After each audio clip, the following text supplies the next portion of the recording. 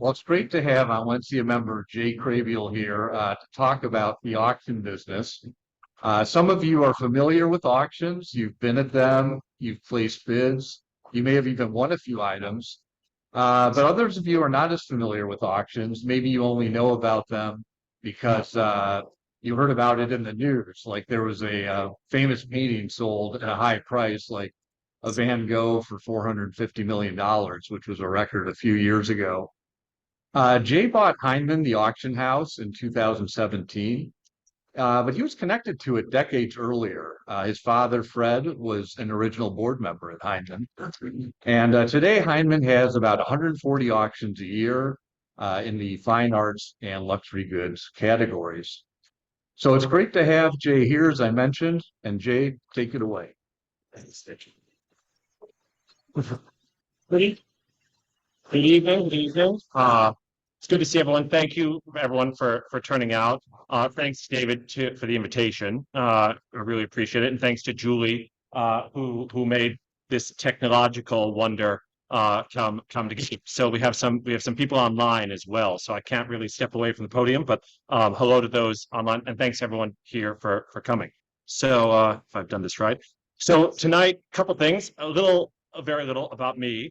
We're going to go through kind of auctions for dummies, right? So, and go through kind of the who, why, where, when, what of auctions.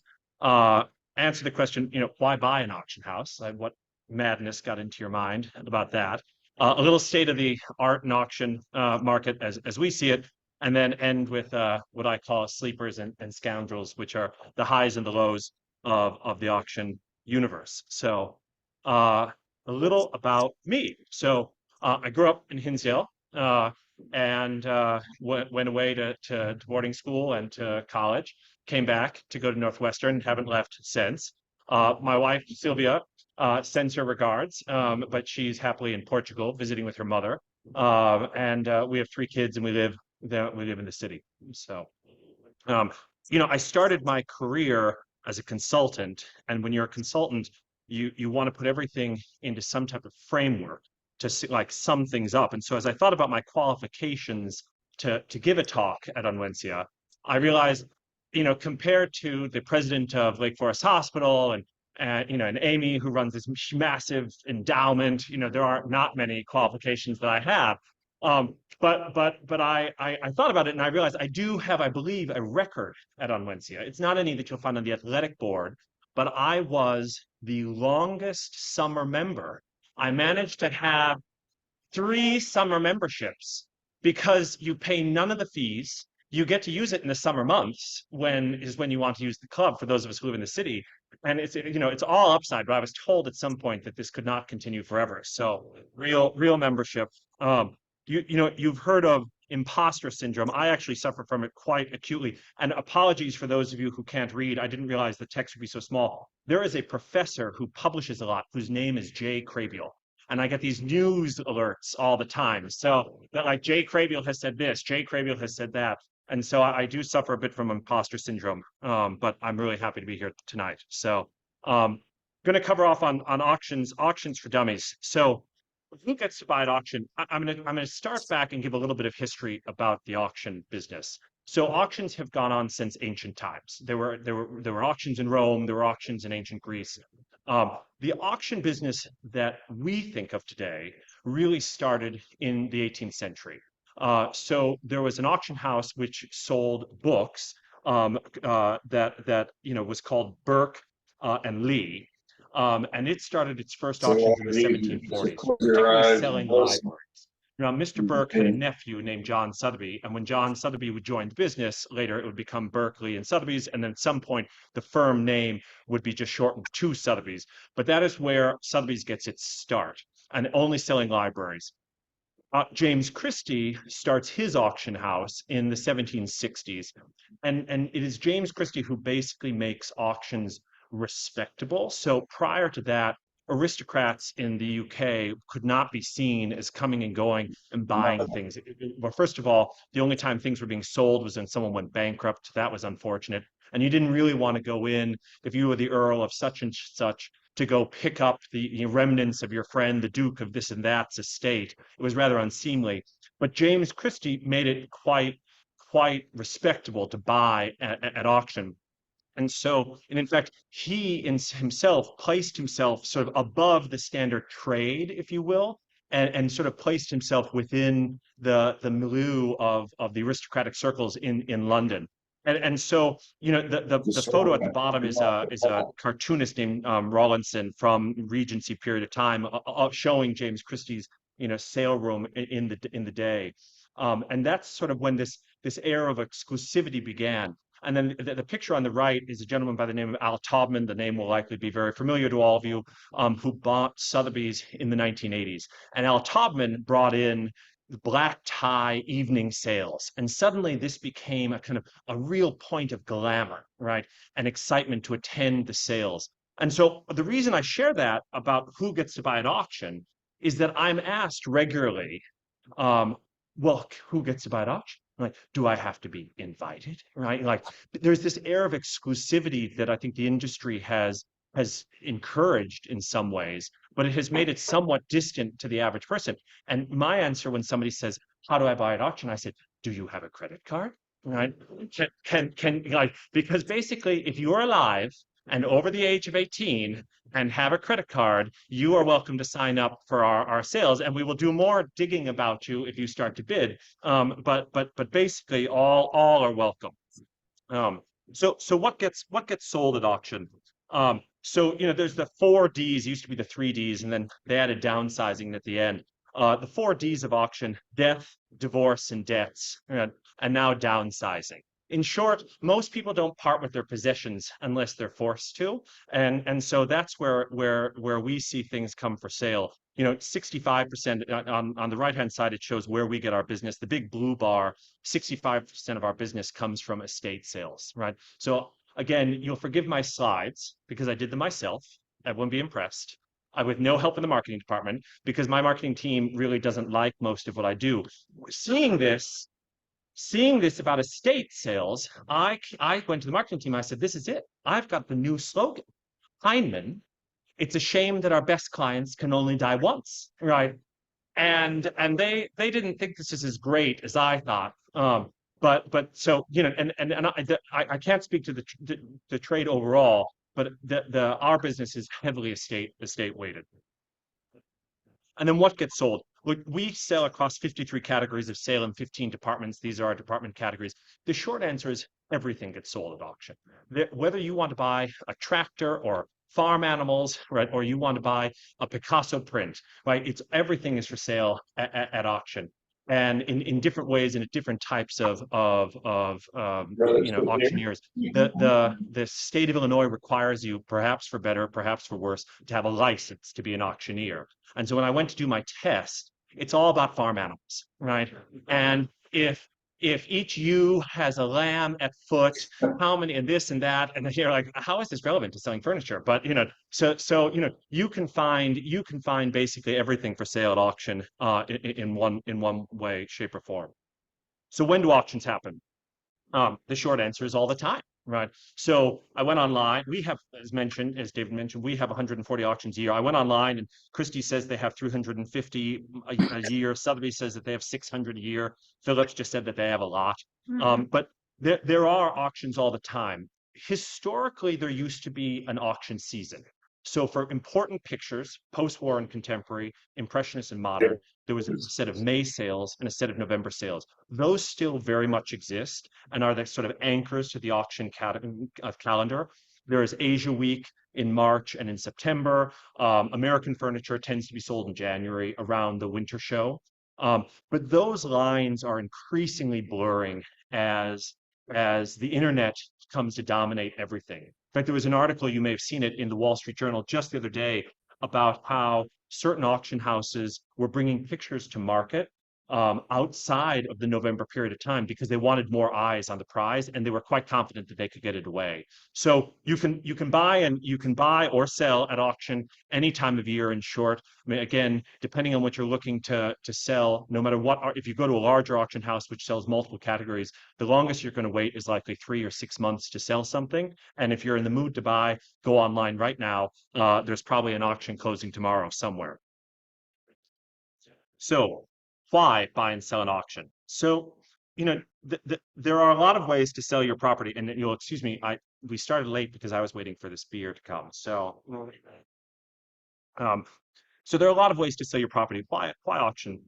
Auctions offer a certain level of transparency that you can't get through private markets, right? So all of the major auction houses and the small, like reputable auction houses, post all the results online. You can see what everything's sold for, right? So there's a certain transparency to that. There's just a market clearing price. So, two people may disagree of what something is worth, but in the end, if two people go after it at auction, and it always takes two, that's the key.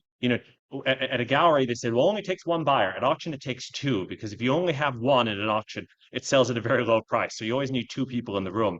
But if two people go after something, they will bid it up to the price that they're willing to pay or they think it's worth. And it creates a transparency in the market that's helpful to that. A lot of people sell for dispute resolution. Two siblings want mother's prize credenza, right?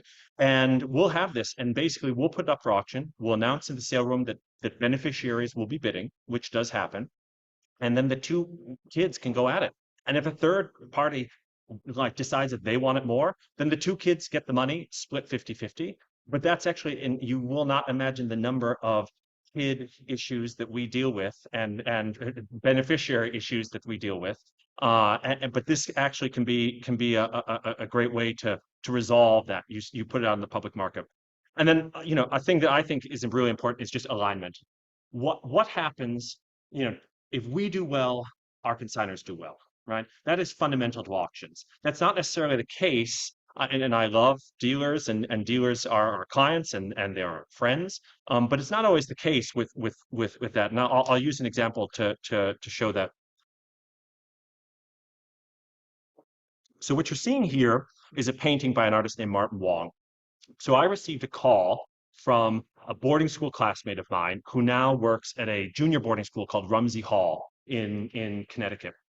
And he said to me, a parent just went into the common room, the sixth grade common room, and came out and he says, you've got a valuable painting on the wall in the sixth grade common room, right? And so they did some digging and they found out it was by Martin Wong. And they found a dealer in New York who would buy the painting. And they said, look, I'll take it. Actually, sorry, he said they would sell it on consignment. He said, I'll take it and you'll get $400,000. And so Ben calls me up and he says, is this a good price? And I said, Ben, my interest is 18th century Irish pictures. I've never heard of Martin Wong until you just said his name. So I have no idea if this is a good price or not, right? So I'm not qualified. But let me ask you a question. What happens if the dealer sells it for $600,000 or $700,000? And he said, well, these promised us 400,000. And I said, you might want to ask yourself or ask the dealer, like how you might align your interests in that.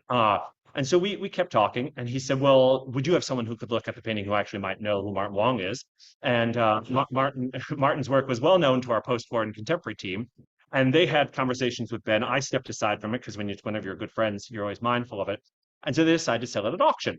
And we offered them preferential terms, no commission. So whatever the hammer came down for, they were going to get. Well, the day of, you never realize doing business with friends can be kind of perilous, because the day of I start getting text messages like from Ben's mother, right? Being like, we're so excited for the sale. And like, Jesus, it better sell. So in the end, the hammer came down at $900,000 for our buyer's premium added onto that. The total sale price was $1.1 million. So the school got the full 900,000, over double what they had been offered before. These photos that you can see in the top right are the classes year after year had their class photos taken in front of this Martin Wong picture. And again, you just think, how did this thing, because it was almost in perfect condition, how it didn't get destroyed.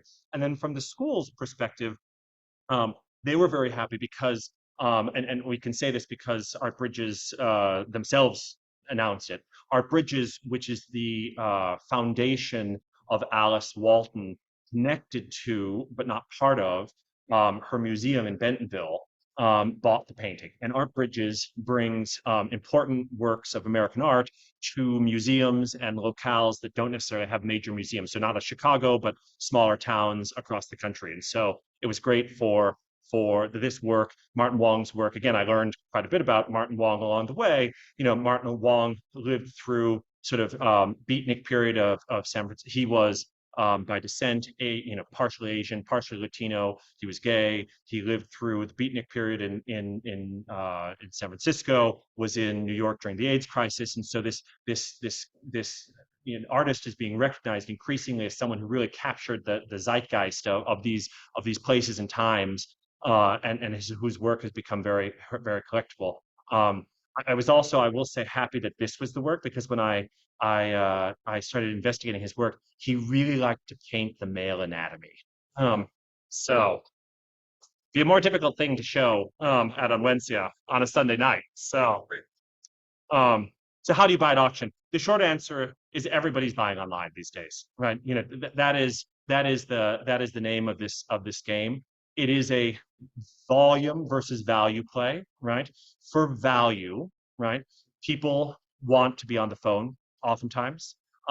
Dealers feel it gives them somehow some type of secret advantage if they're on the phone with you, and they'll say, you know, who else is in the room? I said, sir, I can't tell you who's in the room. Right? Like, he's like, well, how many people? And I said, nobody. Like, oftentimes we'll have a whole sale room and there'll be one person there, right? So it's all of the action is happening online. You know, I would say 80+% of our sales by volume are happening online. By value, though, again, for the big pictures, more important works, you'll still see people bidding on the phone. You know, in the room bidding, again, is almost unheard of. For our furniture sales, we have these 4 guys, and they come to every furniture sale, and they sit there, like, not near each other, though they all seemingly know each other. And they're bottom feeders of sorts. They're like buying to things that don't sell, but they like don't want anyone to know that they're buying. So like they'll come up to you and it's like, I'll just move my finger if I want something. And I'm like, to hell with that. I'm like, to the man here in front, like, it's now at 6,000. Like, you know, like, do I have 6,500? And you know, like, either raise your paddle or get off the bus. So here's small text, and I apologize for that. So I'll read it out as best I can. So I'm calling this the auction terminology or the lingo. So first up, the description, right? This is an Hermes bag, an Hermes Birkin from 2015. Like style or order number 35. I actually don't know what that means. The first line is important, okay? Because all of the major auction houses, and ourselves included, will only guarantee the authenticity of the first line. Oftentimes, you'll see it in caps, all caps, in a catalog sale. And so, if it says a painting, and then the next line is like, likely by Picasso, right? You're like, well, they're not guaranteeing likely by Picasso. They are guaranteeing that it is a painting, right? And so that's why the first line is really important, and what's in caps or what's not in caps. So that's something just as you're paying attention to. The estimate. This is our best opinion, some would say guess, of what we think this item should sell for, right? And you know, here there's a relatively tight spread of this is a bag that will sell here in the next few weeks at our luxury goods sale. We are saying 11 to 13,000, but you sometimes see estimates like 1 to 200,000, and you're like, well, gosh, that's pretty broad, right? So you know, it's difficult. You know, it's difficult to say. Oftentimes, the more data there is out there, the easier there is to have a refined estimate. But if a picture is relatively fresh to market, or the artist has had some great success, or not, you know, sometimes you really put a broad estimate there. Additionally, if markets are changing, you'll sometimes see estimates which totally disconnect from reality. So there's an artist at the moment that we've had a lot of success for. You may know the name Gertrude Abercrombie. So Gertrude Abercrombie, you know, Chicago-based artist, very much in the Harry Who crowd. Gertrude's work has been reevaluated in the last 10 years. And so works that were selling for $5,000 10 years ago are now selling for $50,000 and $100,000 today. So for us, as we've seen this, and we've frankly been the primary beneficiary of that, as we have sold more for paintings than anybody else, we're not certain where to put the estimate at this point, because we're fairly certain a painting will sell for six figures, for $100,000 plus, but you're not yet comfortable to say, well, 100 to 120,000.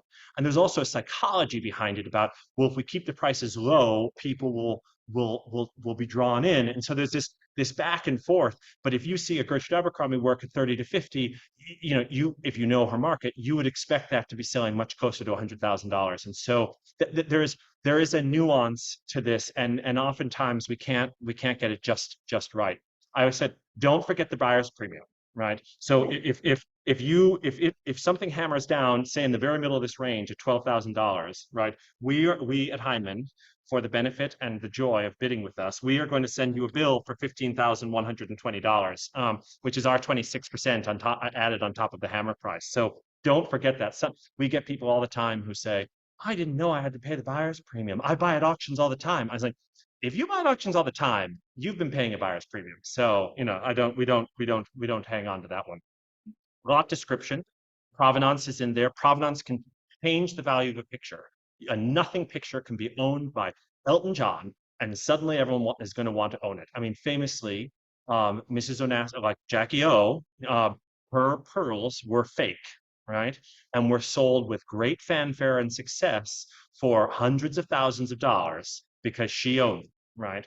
And so provenance matters, and you'll find it there. And then, of course, the most important and juicy details are in the condition report, because you will see like a painting or a bag, but then if you find out that the whole thing has been torn apart and put back together, you want to know that, because that will impact on value. So there's that. Now, there is a secret reserve price oftentimes, right? And you want to remember that could exist. So what the reserve price is, the price which the consignor and the auction house have agreed that we will not sell that item below. So I have the opening bid mark there. So at Hindman, our standard is to open it at roughly half the low. So in this case, we say $11,000. If I was the auctioneer that day, I'd say, I'm going to open this up at $5,500, and we'd carry on from there. So let's just say the consignor says, well, I'm not comfortable. Again, back to my point, if there was just one person in the room, and only one person wants this. So, Dwight, you want to buy this bag for Gabriella, and you're the only one, and I open up at $5,500, you say bid, that's it. And you think, well, gosh. So the consignor will sometimes put a reserve on it. In that case, if Dwight is the only one in the room, I will bid against the reserve, right? In that regards. Now, this is sometimes referred to in the industry as chandelier bidding, all right? And this is perfectly legal, because if the reserve is established in advance and I'm bidding against it, so Dwight says $5,500, I'll say, it's back with me at $6,000, I'm looking for $6,500. You go again and say, it's back with me at $7,000, I'm looking for $7,500. I'm bidding against that reserve. Now, some of our auctioneers, everyone's style is different. I usually say it's with me and that, and you don't know if I'm acting on behalf of an absentee bid or on someone else. Some of our auctioneers will say like, oh, 7,000, 7,500. I'm now looking for 8,000.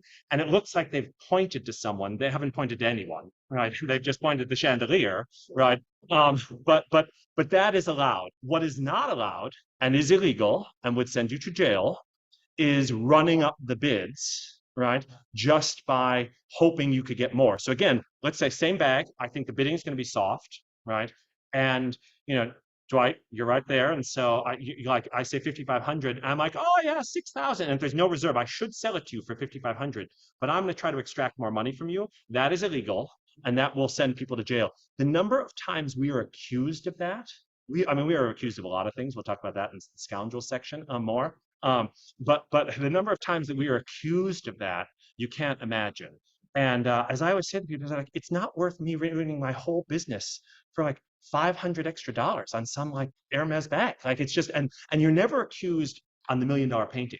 You're always accused on the like $150 print for running up the scoreboard. Absentees get priority. So we always encourage people to put their bids in absentee. They're like, oh no, I want to bid on the day. And I said, well, just so you know, because the book builds in advance, absentee bids get priority. So just say I open up and same thing. I'd say it's with me at 5,500. And Dwight, you yell out 8,000. And let's say I already had an absentee bid at $8,000. I'd say, thank you, sir, but actually it's with me first at 8,000. I'm now looking for 8,500. So the absentee bids are always considered priority, and it's why we always encourage people to leave absentee bids. It also helps us know if the sale is going to do well or not, if you see that a lot of the things have been sold in advance or not. Last point on this, and this is where the math gets difficult, netting up. So what is netting up? So let's just say, again, we set a reserve price at $8,000 for this bag, right? So again, it's weak in the room. And I get, I've got a 7,000, Dwight's helping me out here. He's got a $7,000 bid in. My question is, I'm faced with it, and this is where you have to kind of go on the moment. Do I go again and say it's back with me at 7,500, I'm looking for 8,000, and potentially Dwight chooses not to bid, in which case it goes unsold? Or do I just sell it to him for 7,000? Now I've told the consignor I won't sell it for less than 8,000. And so the consignor is going to get 8,000. I'll take $1,000. So on a $7,000 bid, I'm getting $1,800 in my buyer's premium. I will take 1,000 of my dollars and give it to the consignor so that I get the bid away. And it's always better for something to sell than not sell, because less perhaps so with Hermes bags, but with an painting, if it comes up for sale and it doesn't sell, people consider it burnt and like there must be something wrong with this painting. It didn't sell at auction. So we always want to sell. So it's uncomfortable when you sit at the podium sometimes and we always tell the consignor not to show up. Please don't be in the room. But sometimes they are. And you're there and you're selling it below the price that you told them you would not sell it for. And you want to say like, quick moment here. I'm going to make you whole on this. I promise. So, but that is it. And sometimes when you're watching auctions, sometimes you can sometimes get a sense for what the reserve is because where you're going, where it's at. And auction houses will do this. Again, it's allowed for in our contract. It's in standard industry term, but you'll see that happen. The consignor will be made whole, but the auction house will basically pay the difference. So why buy an auction house? This is a good question. One that was asked by many people. So this is a quote from Glassdoor about my tenure as CEO. From an anonymous Hindman employee who, when they wrote it, was still a Hindman employee. And I thought to myself, if I'm so distasteful, please leave. I mean, you're not kept here. Indentured servitude was gotten rid of some time back. But anyway, there you go. So what was I doing? Again, a fit of insanity. There are kind of three things. First and foremost, I believe, having dug into this and obviously Dad having been involved and, that the firm was founded by my cousin, I believe that there's a place for a national upper middle market player that doesn't exist today. So today what you have is the big three live in extraordinary, glorious, rarefied air, right? And then you have a ton of tiny little guys everywhere. And the fact is that, while $100 million Cézanne paintings are extraordinary, it's not kind of relevant to most people's like estate situation or what most of us own. And so, now my mother, who many of you know, who has a wonderful Irish expression, when I used the term upper middle market once, she said, well, that's the penny looking down on the half penny. So I'm mindful, it seems a little self-important. But there is a space, I think, and for a national player in that upper middle market that sits behind the big three, and that's what we're trying to build. I saw a firm that had the opportunity to really kind of improve the expertise, and improve our reputation nationally by strengthening the team, and that was in desperate need of a digital transformation, and that's what we've been up to for the last 6 years. I really think of this as a team transformed. I separate, and this is only some of the people who've joined since in the last 6 years. I separate the left from the right. I'm actually most proud about my left, I guess. Sorry, your right. These are people who started their career at Hindman and had left because they maybe didn't feel appreciated enough or not. Many of you will know people who've had internships or jobs at our firm many years ago. And oftentimes, I'm told by survivors, as they call themselves, that it's some combination of post-traumatic stress disorder and Stockholm syndrome, combined.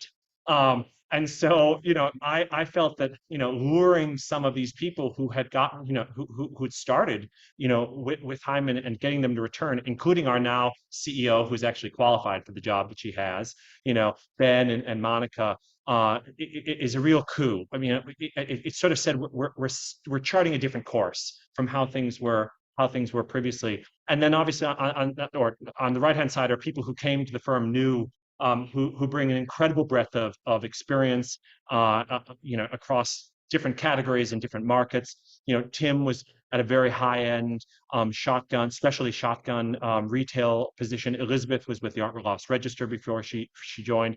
Danica was at Cowan's, a firm we actually combined with, runs our Native American team. So we've really, I feel, transformed the team.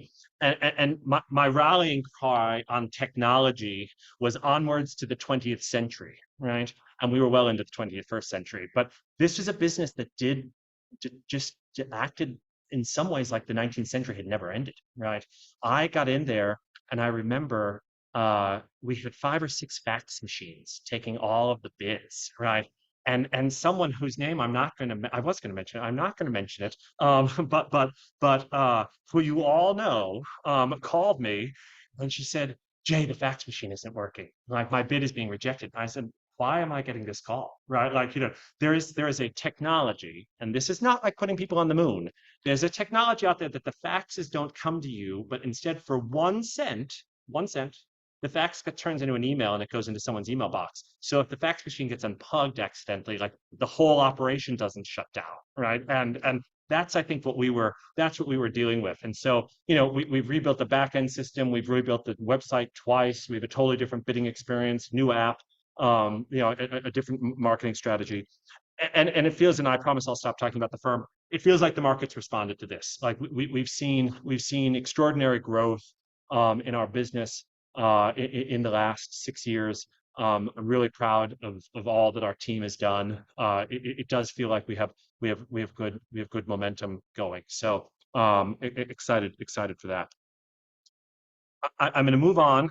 My goal is to finish the beer as I finish my talk. So we're at least halfway through. So I'm going to move on to the state of the art market, sort of as we see it. So, there's been a lot of talk about what's going on in the press at the moment. So 2023 is following truly the record year of 2022 in every way, shape, or form. Right? Just 2022 blew out basically every year ever before in the auction market across almost every category, right? And 2023 is a correction to that, without a doubt. So the Art Tactic puts together numbers, and they're only based on the big three's numbers, but showing where the gains and losses have been. And the big ones these days, post-war and contemporary and impressionist and modern paintings basically dominate the market. And you're seeing down 24% and down 37% in those two categories alone. And it is a combination of a lack of supply, right? People are holding off selling, or there just are not a series of estates coming to market in the same way. Of course, last year there was the Paul Allen sale, which was at Christie's. Brava to our Christie's friends. I mean, a $1.5 billion sale, right, for 150 works of art. That means the average price of a painting was $10 million, right? I mean, extraordinary, right? Paul Allen, again, can't die every day, sadly, for the auction industry. The Macklows sale went to Sotheby's. This is a couple whose divorce was so acrimonious, they couldn't figure out what to do with their $1 billion art collection, right? And so the judge sent it to Sotheby's and had it sold, liquidated in its entirety to work things out between them, right? So those types of things aren't coming to market, but then we're also seeing a material correction in prices being paid. So there was an article, again, you may have seen quoted Bruno Vinciguerra, the Bonham CEO, and he very astutely, you don't normally quote your competitors, but he very astutely said, auctions are a market based on confidence, right?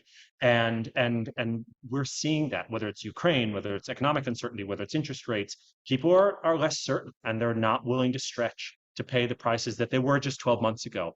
And we see that. I mean, this is a business which links very much to economic cycles. So, we're also down. It's not like it hasn't spared us. We'll probably be down we're forecasting between 6 and 7% for the year versus a market we think is down 18% of the year. So we're feeling relatively good about that.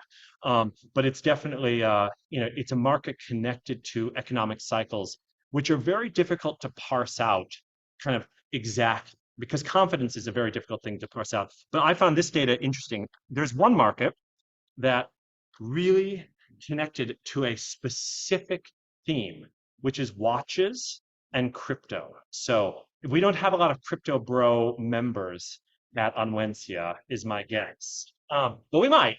I just don't know it. But a crypto bro, let me paint the picture for what that is if you don't know.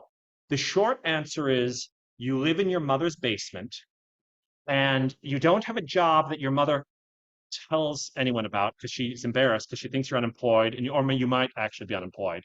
And you're trading crypto online. And this chart is very difficult to see. But what you're seeing is a massive spike in the price of crypto and then a total collapse, right?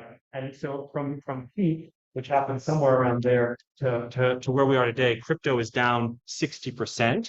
And almost in the exact same period of time, the one thing crypto bros wanted were big hamburger watches, as they're sometimes referred to.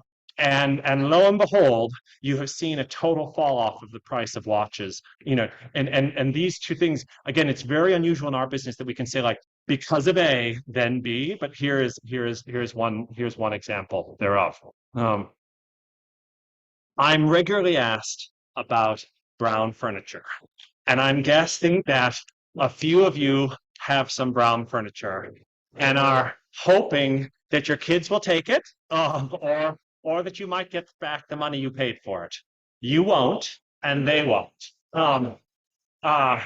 So in the mid 90s, when I was at the Taft School, big plug for the Taft School here, or maybe not if you think the presentation is terrible, I found a receipt that my father had for that side table. And the price of that side table would have paid for a year of my Taft education. Right? He had bought it in London, kind of peak of the market. It's a lovely table. When we sold it in February, our estimate on the price had decreased by 75%. Right? The price of Taft has gone up by 188% in the same period of time. So we're not keeping up with inflation or anything, right? So, I will say, look, I talked about provenance before. The best things and the things with the great stories, right? They are selling. Names count for everything, right? If you can go and buy something that belonged to Mr. Rockefeller, you will go and go over the edge and go well past what one might say is fair value for that thing. I will add, they rarely hold up value the second time around, right? So again, I'm an 18th century Irish picture person of interest. We saw that one of the most famous people in 18th century Irish art, the Knight of Glyn, Desmond Guinness, many of you may have met him or have heard of him. When he had a sale, his things went for crazy prices. You are not seeing follow-on value for that. So at the moment, right, when the buzz is on, people will pay big prices, but the question is, will it hold up provenance afterwards? But you are getting good prices that for mainstay brown furniture. I'm just telling you, if you bought in New York American furniture in the 80s and 90s or in London, you may be in for a surprise. And this is why oftentimes people don't part with it until they die. But let's have hope. Let's have hope. So, this is total gut, but on the left, sorry for those who can't necessarily see it, like is an apartment which I've never been in before, but it's that gray aesthetic that we all know and kind of despise. And you don't know, are you at someone's home? Are you at the Hyatt Hotel in West Palm Beach? Like, I have no idea where you are there, but that's been the aesthetic which has dominated, I feel, design for the last 15 years. And what we're seeing is, I think, a more embrace of color, of people, mixing styles. You might remember the movie The Devil Wears Prada, and Meryl Streep, who was extraordinary, berates her intern because she says she's wearing a blue sweater. And Meryl Streep says, no, that blue sweater was on the cover of this Vogue magazine 2 years ago. And by the time you bought it at Filene's basement, like the style had come down. And so I am hopeful that the two rooms you see on the right, they're actually both rooms by a friend and designer named Ken Falk, who is famous for his exuberant material, like rooms and materials and the like. But I believe that we are seeing aspects of that come back. And it's a couple things.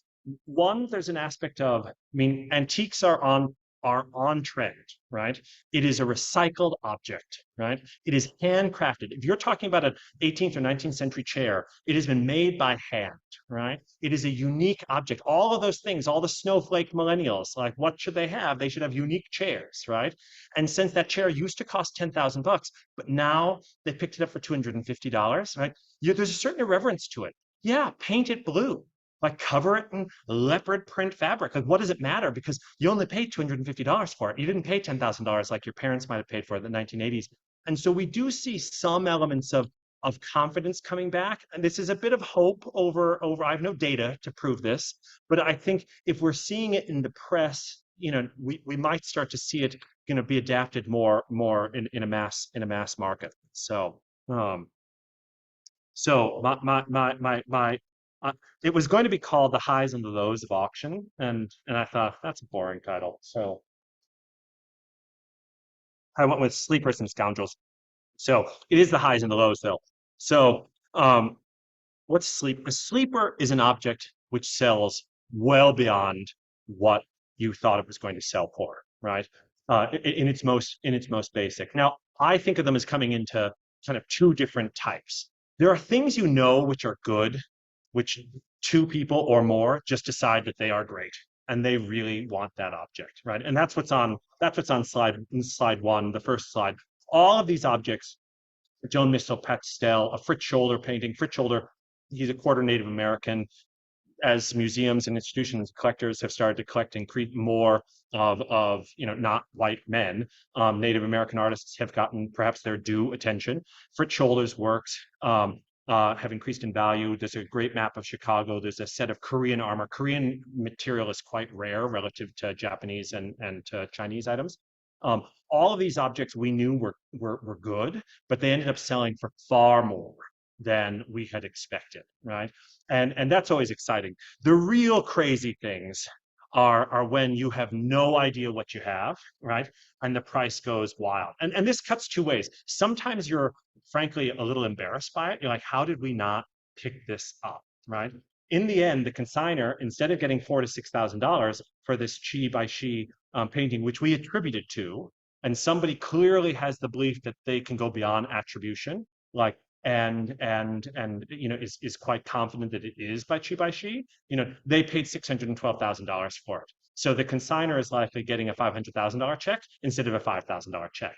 And so while it doesn't always, sometimes people run into the room being like, something's gone wrong, and this, like, we thought it would sell for $300, and the current bid's $300,000, right? And you think, oh, is there fraud or all the rest? So, but this is what makes, I think, auctions really exciting. I mean, it is in the end a global market. There are far more eyes bringing collectively far more expertise than we could hope to have in our auction house, even though we have 175 employees.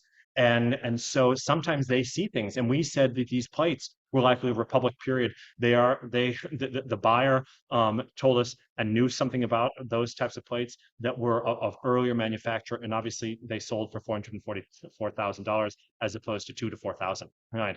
So you do see things and they go wild, and I think this is what makes auctions really fun. You will notice I have 3 Asian examples up here.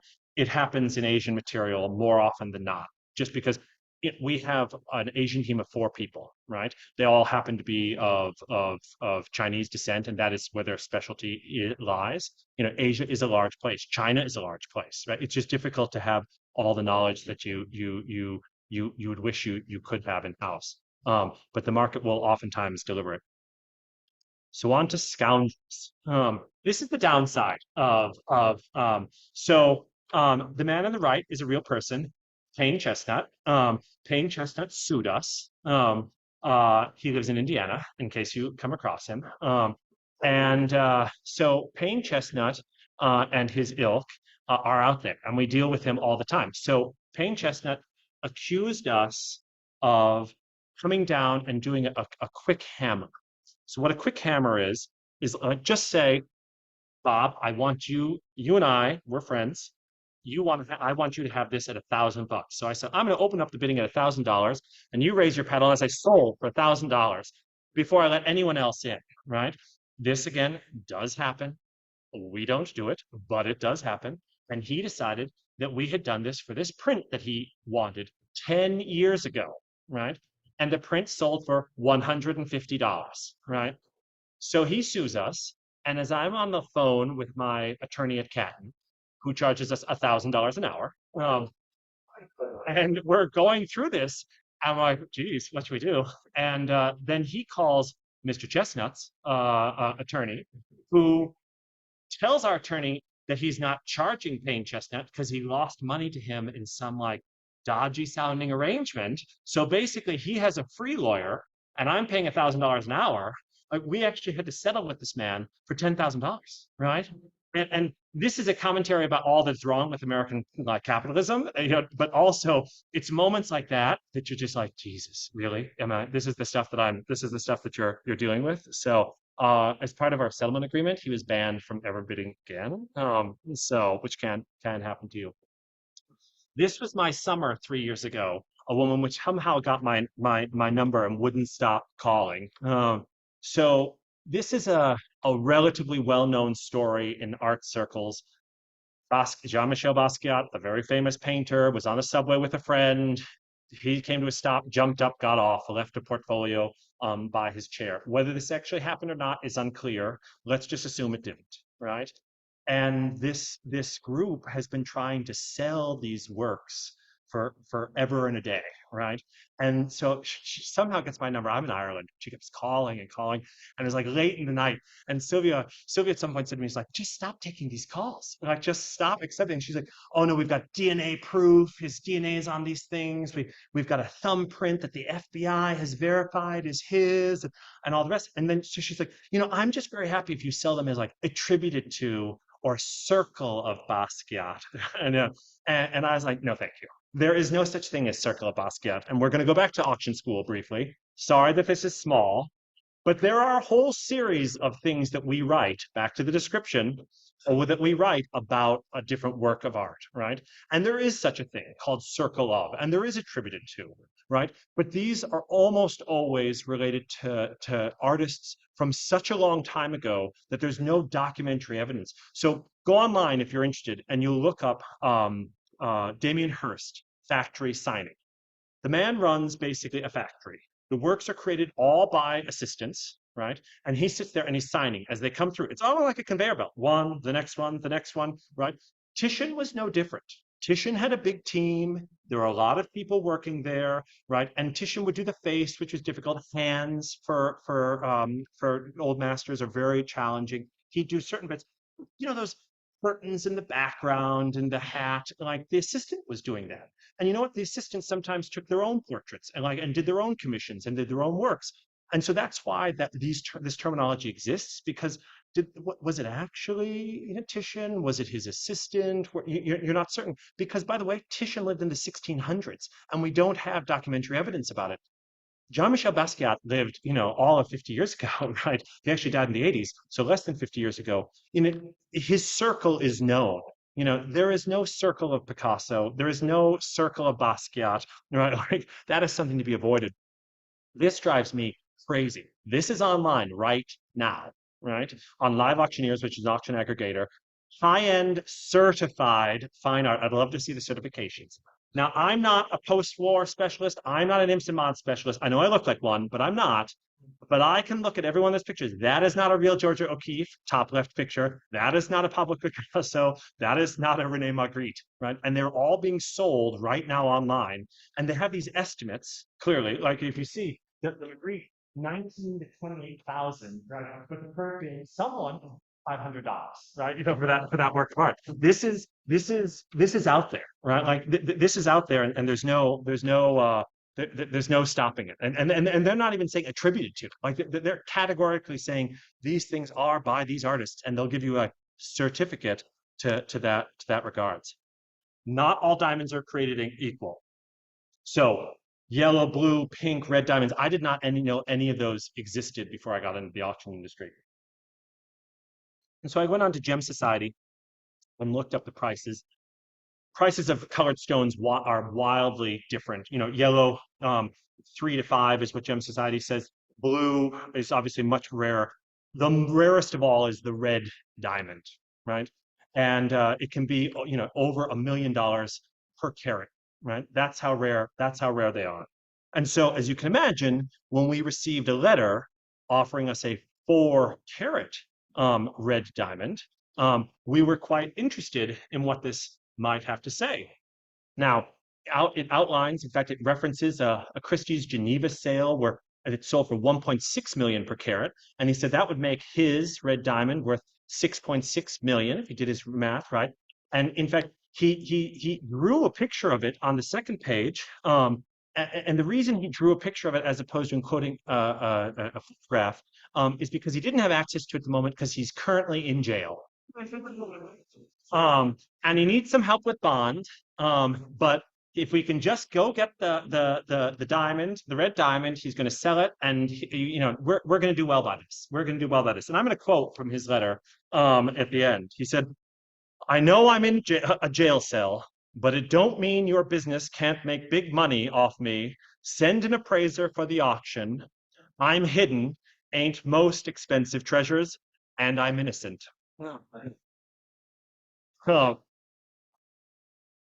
And I'm going to end on this one, which is a personal journey. Oh. Wagnerian opera is more like it.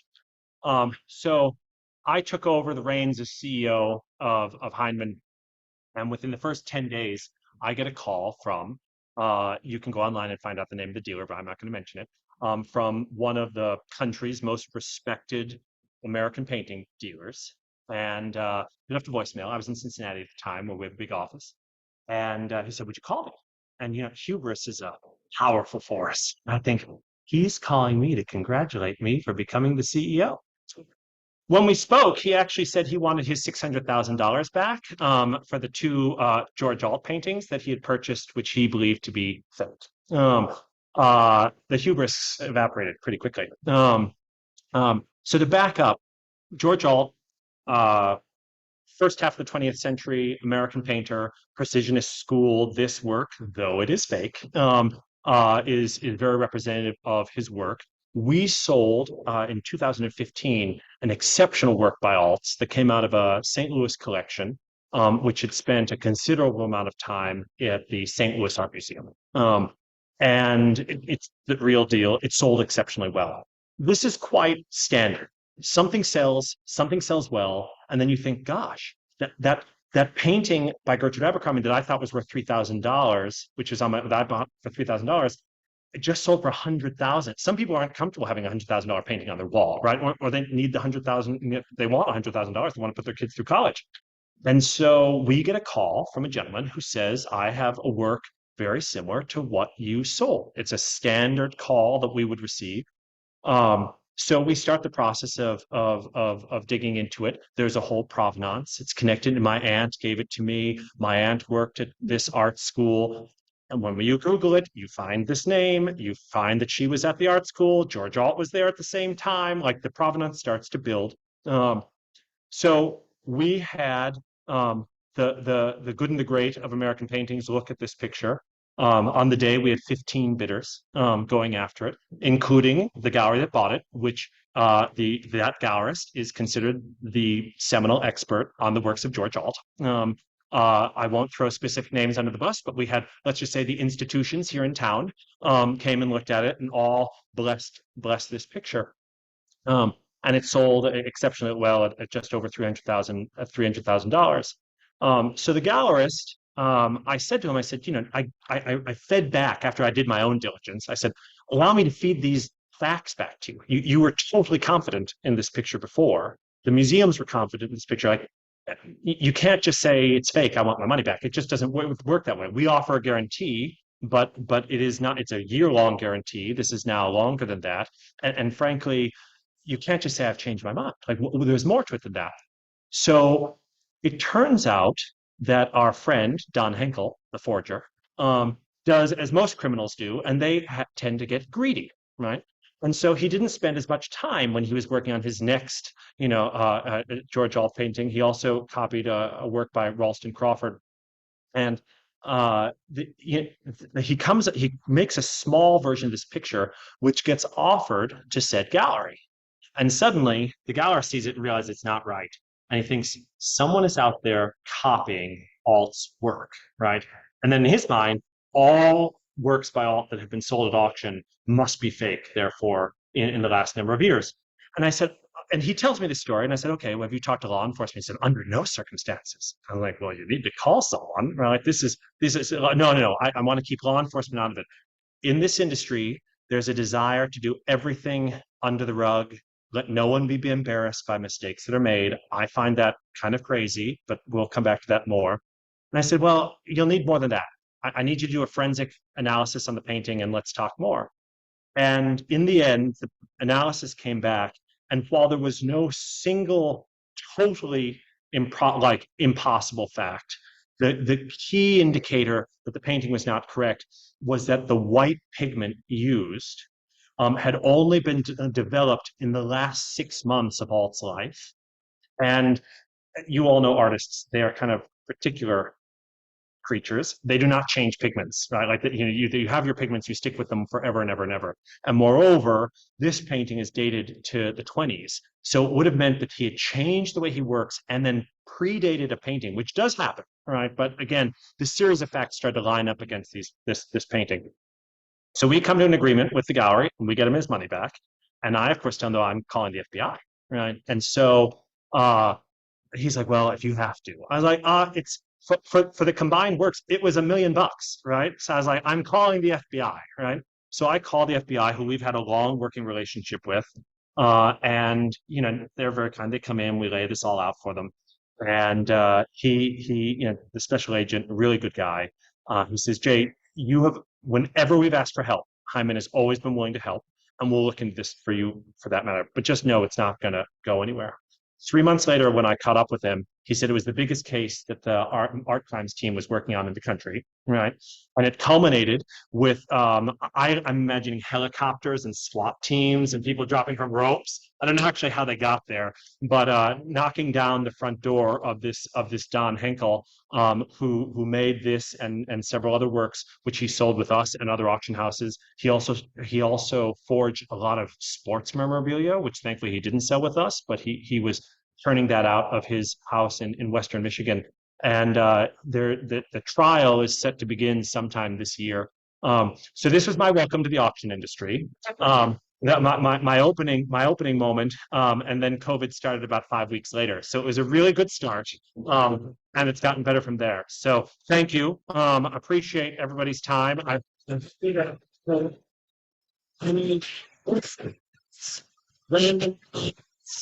Thoughts. The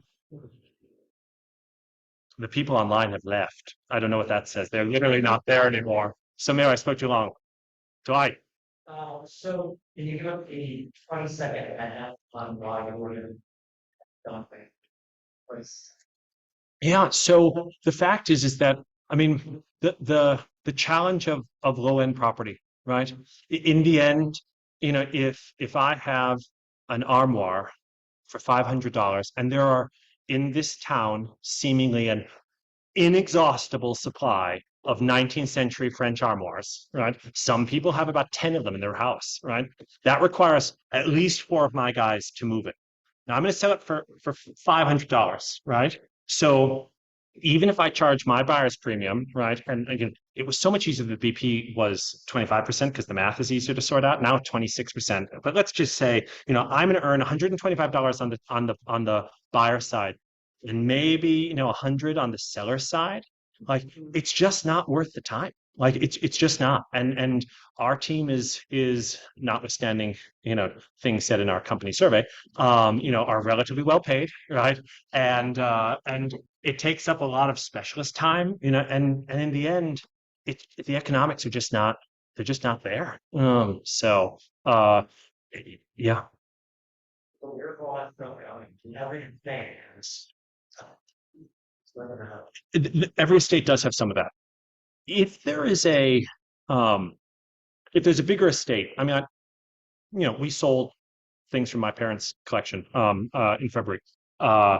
And there were things there that certainly we wouldn't have taken on their own, but thrown into another estate property, the economics change. And also, quite frankly, if there are some nice things give a halo to the lesser things. And so, you don't necessarily want to let the best things just be taken out of a collection because sometimes it deflates the value of the lesser items. But there are a lot of just estate sale companies who, again, sole proprietors, they come to your house, they put it out on the lawn or the garage, and they're moving that stuff. And it's just a low cost option to move it. There are auction houses in town and elsewhere that can handle lower end property, some of whom, I mean, the team at Leonard's, I hate to promote competitors, but like they're reputable and good people, right? They just operate on a different cost basis than we operate on, which makes it very difficult for us to have those types of sales.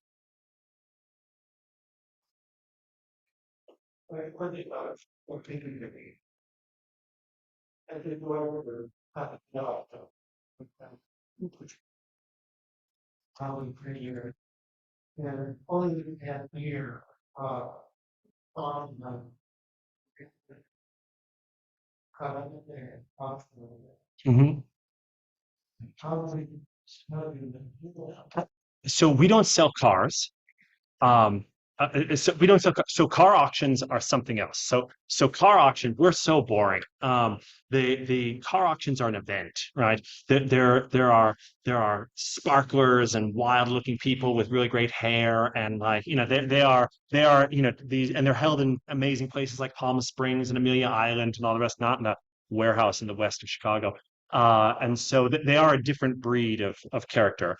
I think reserves are published in car auctions. I don't know that to be certain because I've never, I tried to buy one antique car once upon a time. I was outbid by a mile.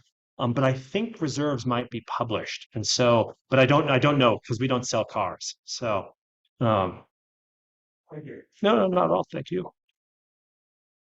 Is there a time that the starting price actually is the reserve?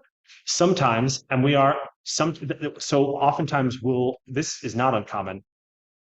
The New York actually used to, because the major houses are based in New York, dictate terms to the industry nationwide. New York actually scrapped all of their rules just in the last year. You no longer have to have a license to be an auctioneer in the city of New York, which is quite strange. It's sort of against where you think things are going. And the reason I share that with you is New York had a rule that said the reserve price could not be above the low estimate, which makes sense. If the auction house says we think 10 to 12,000, it means it shouldn't be able to sell at 12, like at 10,000, which I get. That rule is gone, but all of the major houses and little guys like us are still holding by that rule that we won't accept a reserve at, above, sorry, the low estimate. So we will sometimes get an absentee bid which is at the reserve. And so you're in a tough situation because if a buyer is looking and you say, again, I was supposed to open it at 5,500, but I'm just going to open at 8 because that's the absentee price and it's the reserve. It's the right thing to do. There's an absentee bid there. The reserve is the price. But to someone looking at it, they can say, well, you just went straight up to the number I gave you, right? And again, that I was advised once by a colleague who's been in business for a long time, and she said sometimes it's good in that scenario to act confused. That comes very naturally to me, Louise, as you know. And so in that scenario, you say, because you know it's 8, you know you're supposed to open at 8, but you want to give the impression that you show like, oh, let's see, a lot of interest here. I've got 5, 6,000, 6,000 goes on the screen, 7,000. I've got 8,000. I'm opening at 8,000. I'm looking for 8,500. And it gives the impression that there's more to it. But the fact is that there was an absentee bid at 8,000. There's the reserve at 8,000. That's where I need to open. And so it happens actually more often than you think. And every time it happens, you get this gut feeling that someone's going to accuse me of running up the bids. So, Okay. What was the cap for the sell itself, auction itself? yeah. Just not that 19th century armoire. So, yeah. So, yeah. So, we things come to us a couple of different ways. So, it really depends on what you are. So in an estate situation, we'll oftentimes be contacted by attorneys, a trustee, someone acting in official capacity to direct property our way. Or if the executor just happens to know us, right, from their own personal or professional experience, they'll send us that way. For private clients, it's usually word of mouth that we will be, someone says, I never wear my mother's jewelry. I want to sell some of it. And someone will say, "Oh yeah, call our friends at Hindman. They're there." And then people email me, or they happen to know, Jeff and Laura Luce, their daughter, their members here. Their daughter Miranda works for us. They'll go to Laura because they know her daughter works at Hindman, and they'll write Miranda and say, "Hey," and then Miranda will come up. The norm is she or one of her colleagues on our team, our trust estate and private client team, would come to your house. In that first visit should take 1 million photos, right? And put together photos to understand what you're actually looking for. So you'll say jewelry. And so sometimes we'll bring a jewelry specialist at that time which just makes it easier. But what we oftentimes find is when someone turns up and they're like, well, actually, since you're here, I want to get rid of that armoire and I want to get rid of this and that piano and this and that and this. And so you'll oftentimes take a lot of photos, and then you'll bring in the painting specialist if you need the painting specialist, the Asian specialist, and they'll all come back and kind of come and do a listing of the things you're looking to sell. And then they present you with a proposal, and it proceeds from there. And depending on the category, you would normally wait, if it's a relatively run-of-the-mill piece of furniture, we basically have monthly kind of lower end furniture sales or jewelry sales the same. If it's something really great, it would go into an important jewelry sale, and those for us happen 3 times a year. So you might end up waiting 4 or 5 months before it sells. So did that answer your question? Good. So call me anytime. So just not about the fax machines. Just not about the fax machines. So Are there any more questions for Jay? Great. Thank you. Thank you. I probably won't wait for this. Not to be in the front. Earlier today, I emailed Jay and I said to him, we have more than 40 people signed up for your event. And I thought he'd email back and say, that's great. Really happy to hear it. Instead, he emailed back and said, God help us. I think we're going to have a thinning of the membership ranks after I talk. Obviously, that won't be the case. They may even buy you another beer. Yeah. So thanks, Jay. That was so informative and entertaining. We really appreciate it. So Appreciate it. Yeah. I know something. It's in this now. Hi. Well, no, I'm a wearing mask. I'm not gonna, but I want to help you. Thank you. Yeah. Sure.